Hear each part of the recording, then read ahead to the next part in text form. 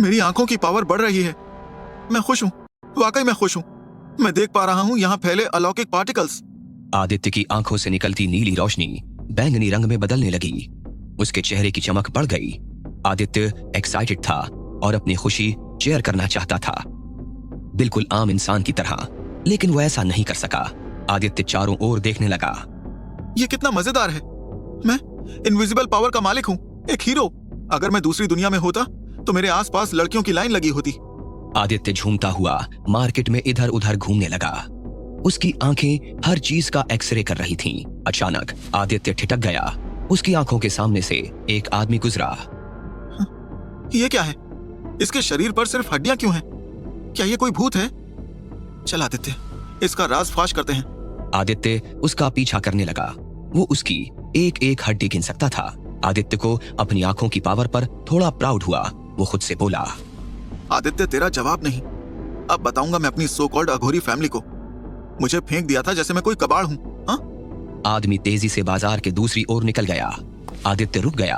वो उसे दूर जाते देख रहा था और महसूस कर रहा था कि ये जो भी है पावरफुल पर्सन है। वो वापस मुड़ा तो उसकी आंखों के सामने एक औरत आ गई। आदित्य ने तुरंत अपनी आंखें बंद कर ली और बुदबुदाया, ओह शिट, मुझे अभी इन आंखों को कंट्रोल करना सीखना होगा, वरना मुझे कुछ भी देखना पड़ेगा। औरत के आने से आदित्य का ध्यान एकदम भटक गया। वो चिढ़कर खुद से बोला, अभी तुम परफेक्ट नहीं हो आदित्य। खुद पर कंट्रोल नहीं, तभी तो वो आदमी सामने से गायब हो गया। आदित्य औरत के सामने हल्का सा झुक गया और सॉरी बोल वहां से आगे बढ़ गया। उस औरत को ये बहुत अजीब लगा, क्योंकि मास्टर की फैमिली के बच्चे इतने तमीजदार नहीं थे। वो आदित्य को तब तक देखती रही जब तक वो आंखों से ओझल नहीं हो गया। मुझे यकीन नहीं हो रहा है कि मैडम गायत्री का बेटा इतना स्वीट है। आदित्य वहां से तेज कदमों से निकल गया।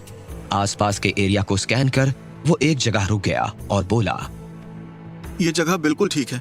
कोई मुझ पर ध्यान नहीं देगा और मैं अपनी पावर को कंट्रोल करने की कोशिश कर सकता हूँ। असल में आदित्य की आंखों ने औरत के कपड़ों के अंदर तक देख लिया था, जिसके कारण आदित्य को खुद पर गुस्सा आया। उसने मेडिटेशन कर अपनी आंखों की रोशनी को थोड़ा कम किया। वो अपने ध्यान में था कि किसी की आवाज से चौंका। क्या आप मेरी दुकान में कुछ सामान देखना चाहेंगे जूनियर मास्टर? कहाँ है आपकी दुकान? नजदीक ही, चलिए मैं आपको दिखाता हूँ। मेरे पास मॉडर्न से लेकर ओल्ड टाइम के सारे हथियार हैं जो आपके काम आएंगे। अच्छा, तब तो मैं जरूर देखना चाहूंगा।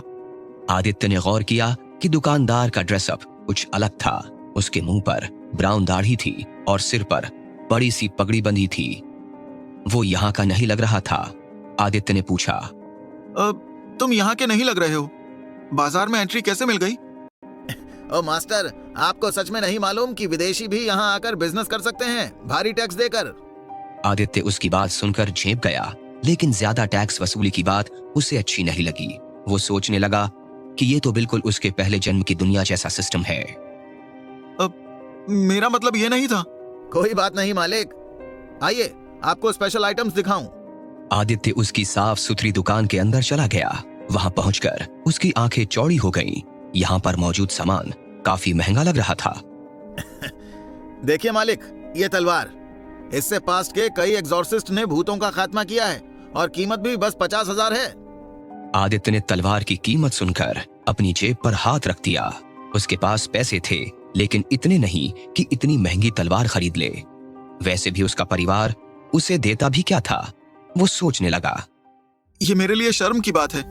मेरे सारे भाई बहन अपनी मर्जी से जो चाहें खरीद सकते हैं और मुझे इतनी मिन्नत करके मामूली रकम मिली है। दुकानदार उसे सोचता देख बोला, क्या सोचने लगे मालिक, तलवार हाथ में तो लीजिए। दुकानदार उसके हाथ में तलवार पकड़ा देता है। वो वाकई में शानदार थी। आदित्य को लगा जैसे वो एक भिखारी है। वो मन ही मन बुदबुदाया, आज मेरी इंसल्ट होकर रहेगी और इसकी वजह मेरी so called mom Gayatri Raichand है, लेकिन मैं अपनी जगह लेकर रहूंगा। आपको पसंद नहीं आई? कोई बात नहीं, आप खुद ही पसंद कर लें, यहाँ सब मिलेगा। तलवार अच्छी है, लेकिन मुझे इसकी तलाश नहीं। जी मास्टर, आप देखिए, शायद आज मैं आपको कुछ बेच पाऊं। आदित्य दुकानदार की चतुराई पर मुस्कुरा दिया। वो समझ गया कि दुकानदार एक परफेक्ट बिजनेसमैन है। आदित्य वहां रखे सामान को स्कैन करने लगा। उसे उम्मीद थी कि कुछ स्पेशल तो मिलेगा ही।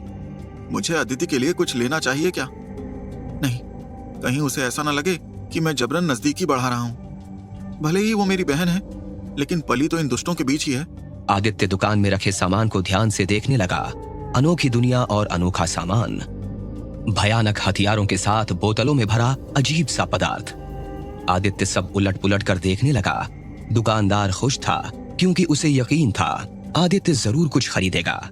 आदित्य की नजर एक किताब पर पड़ी। अब ये किताब कैसी है? बहुत ही स्पेशल बुक है। ये मार्शल आर्ट्स के बारे में है, आपके लिए यूजफुल होगी। आदित्य उस किताब को उलटने पलटने लगा। ब्राउन कवर की ये किताब आदित्य को अट्रैक्ट कर रही थी, लेकिन सिर्फ मार्शल आर्ट्स के लिए पैसे खर्च करना समझदारी नहीं था। इसमें ऐसा क्या खास है जो मेरे काम आएगा? देखिए, ये कोई साधारण किताब नहीं मास्टर। इस किताब में राक्षसों के साथ युद्ध की तकनीक के साथ आसमान में बैलेंस की टिप्स दी गई हैं। और यही नहीं, इस किताब में राक्षसों की फैमिली का सारा राज छिपा है। राक्षसों की फैमिली का राज? यस, ये किताब आपको ट्रेन करेगी फ्यूचर का एक्सपर्ट एग्जॉर्सिस्ट बनाने में। मुझ पर यकीन करें। आदित्य ने दुकानदार को ऐसे देखा जैसे वो उससे कन्विंस हो गया हो। दुकानदार के चेहरे पर एक स्माइल आ गई, लेकिन आदित्य की निगाहें कहीं और ही टिकी थीं। आदित्य मन ही मन सोचने लगा, ये किताब खास ना होकर भी मुझे मेरे मकसद तक पहुंचाएगी। ये मेरे पास होनी चाहिए।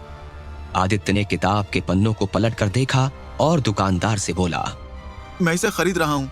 वो अपनी बात पूरी करता उससे पहले ही वही आदमी दुकान के अंदर आया जिसके पीछे आदित्य भाग रहा था।